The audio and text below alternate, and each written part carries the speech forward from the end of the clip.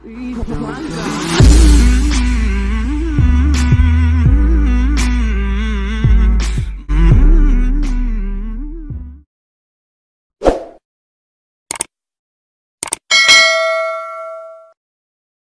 biar saja janda tidak memberi buah sulung, kan janda punya buah.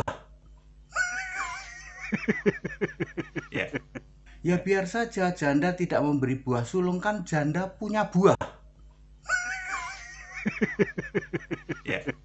Ya. Assalamualaikum warahmatullahi wabarakatuh. Pernyataan Henry Tan akhirnya kemana-mana. Diulas oleh YouTuber Debat Lintas Agama. Bagi yang belum tahu pangkal mulanya, pernyataan Henry Tan ini kita terangkan secara singkat. Pada mulanya ada penggalangan dana untuk MKC. Penggunaan dana yang tidak transparan membuat murka semua orang. Saifuddin Ibrahim yang merasa sebagai penanggung jawab penggalangan dana kemudian menuduh JT yang harus bertanggung jawab. Namun, JT memberikan klarifikasi bahwa itu tidak benar. Ya, kalau saya bilang masa lalu saya, Pak, memang kelam, pekat, Pak. Dua poin besar yang dituduhkan kepada saya. Ya, dan sebenarnya nggak ada hubungannya. Ini masalah personal pribadi nih. Ya. Pendeta Saifuddin Ibrahim semakin terpojok dan marah, akhirnya mengungkit tentang perlakuan JT yang sering ada permainan dengan beberapa janda. Uang KC kemudian berkembang jadi saya dituduh sebagai pesinah, peselingkuh, dan bahkan katanya ada perempuan-perempuan yang siap dia wawancarai untuk membuktikan saya berselingkuh dengan dia, bahkan janda orang saya selingkuhi, ya, dan macam-macam cerita kotor, cerita jorok yang dituduhkan ke saya. Kemudian Pendeta Henry Tan mengomentari masalah tersebut. Tentang ribut-ribut dua pendeta, Saifuddin Ibrahim di Amerika dengan pendeta lain di dalam negeri, ya.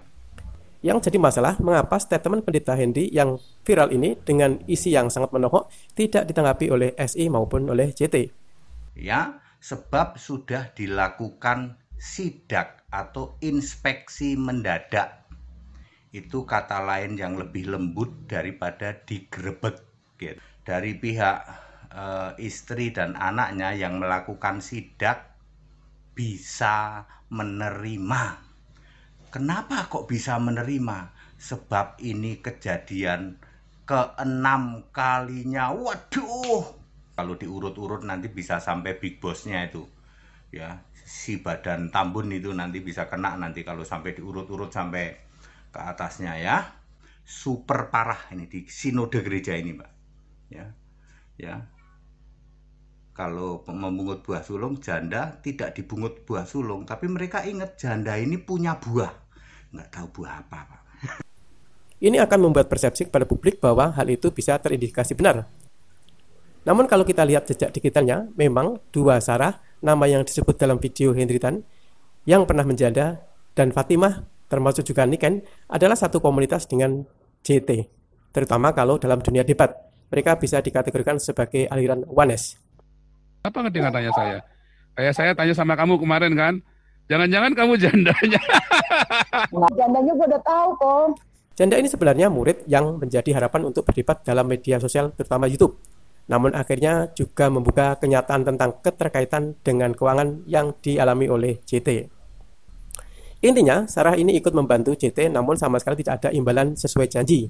Jadi permasalahan keuangan yang menjadi masalah. Sarah membantu penginjilan di beberapa daerah dengan sudah meninggalkan semua pekerjaannya berbulan-bulan, namun ternyata tidak dikasih imbalannya. Dengan orang kaum Tritunggal, lalu Joshua Teu di situ merasa komplain karena orang-orang doktrinal Tritunggal tidak bisa menyerang pengajaran kita, tetapi menyerang kita secara pribadi kita, gitu, menyerang kepribadian kita. Tetapi yang dilakukan Joshua Teu justru malah sama gitu ya. Yang dilakukan dia sama dengan orang-orang yang penganut doktrinal Tritunggal yang dia tentang waktu itu. Ya, menyerang orang secara pribadinya, bukan menyerang yang pengajarannya atau kesampaiannya. Sekiranya pun misalnya, ya, logikanya, sekiranya pun memang Joe, anaknya Joshua Teu, itu memang itu difitnah mungkin menurut Joshua Teu, ya, itu uang yang seharusnya katanya uang Muhammad KC, tapi ternyata bilangnya Joshua Teo pembelanya itu adalah uang untuk profesional kerja anaknya yang mengurus PH ya, production house atau channelnya Bapak Saifuddin, ya harusnya tinggal pembuktian saja toh. Kalau misalnya pencemaran nama baik, laporkan saja gitu loh, laporkan ke polisi supaya diusut. Itulah sebenarnya jalan satu-satunya. Tapi kenapa tidak dilakukan? Itu kan sesuatu yang menimbulkan kecurigaan. Terus terang kalau saya curiga justru. Mungkin saudara-saudara pun harus berpikir gitu. Jangan cuma mau dengar enaknya orang pendeta ini berantem gitu ya. Karena kalau memang Joshua Teo memang benar, laporkan Saifuddin Ibrahim atas nama pencemaran nama baik. Yang menuduhmu untuk karena mencuri atau mengambil uang KC. Karena saya dengar juga katanya bahwa Joe mentransfer sendiri melalui handphone. Gue lagi di kafe. Nah ini tadi kan Pak pengacara bilang ya kok soal somasi itu kan artinya peringatan. Berarti kan kalau memang ada somasi tadi dua kali dari pengacara itu dari pihaknya Pak Saifuddin, artinya kan memang benar bahwa Joe melakukan itu kok, pengiriman yang melalui rekeningnya Pak Saifuddin dari handphonenya itu tadi kan gitu, secara kekeluargaan tetapi tidak disikapi dengan baik ya. Berarti kan bisa dilihat di situ bahwa memang itu ceritanya memang benar. Nah terus yang kedua kok janda yang terindikasi terlibat ini bernama S, dan mari kita telusuri bagaimana respon janda tersebut. Kedua kok gue sekalian buka-bukaan aja deh yang sekali ini. Tadi Koko bilang kan harusnya dibicarakan supaya jelas ya tentang keuangan gitu ya. Iya kan?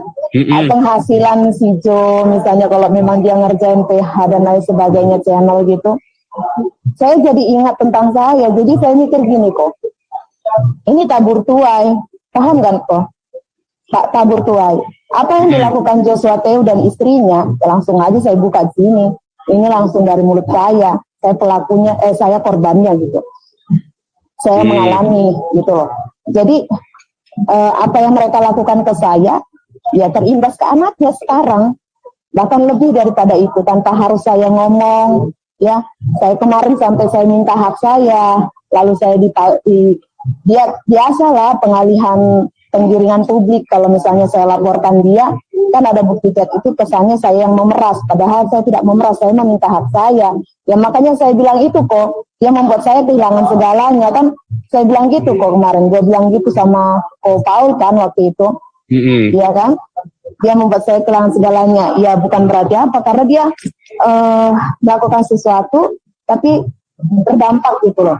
Ketika dia mengundang saya untuk pelayanan di tempat dia sampai berbulan-bulan, ketika mereka juga membicarakan, juga menjanjikan bahwa ya kehidupan saya ditanggung, jangan dipikirkan, intinya worth it lah dengan apa yang saya tinggalkan gitu.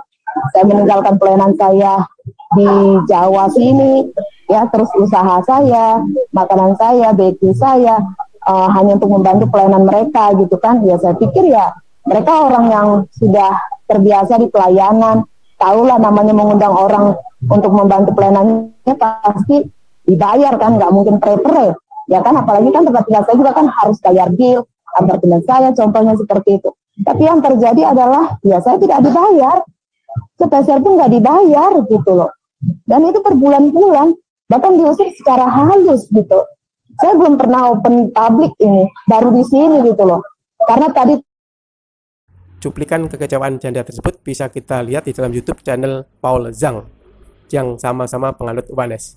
Ternyata yang membuat JTKO bukan si Udin, yang membuat Udin terkapar bukan si JT, tapi justru HTD ini. HTD ini bikin konten dan ketawanya itu loh Bang Jul. Ketawanya itu menyakitkan betul itu.